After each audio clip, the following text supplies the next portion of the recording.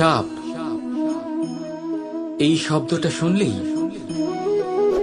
মনের মধ্যে এক ধারণা তৈরি হয়। বিষে ভরা, ফোঁস আওয়াজ করা এক ভয়ানক জীব।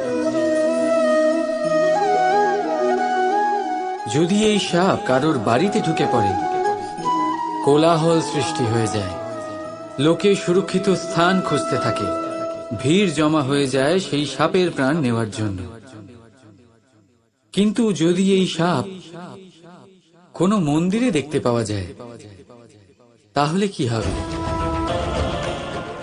তফাতের কারণ হল সংস্পর্শ আর স্থান। যখন সেই সাপ শিবের সংস্পর্শে ছিল, মন্দিরের পবিত্র আবহাওয়াতে ছিল, তখন সে দেবতুল্য হয়ে উঠেছিল। নয়তো সে আমাদের কাছে শত্রুই ছিল, তাই না? তাই নিজের জীবনে সংস্পর্শ আর স্থানের চয়ন খুব ভেবেচিন্তে করুন, কারণ এই সংসার আপনার ব্যক্তিত্বের আন্দাজ আপনার সংস্পর্শ থেকেই করবে। আর হ্যাঁ, এখানে বিষয় ধনী বা গরিবের নয়, এখানে বিষয় হল সংস্কারী আর সদাচারীর সঙ্গে।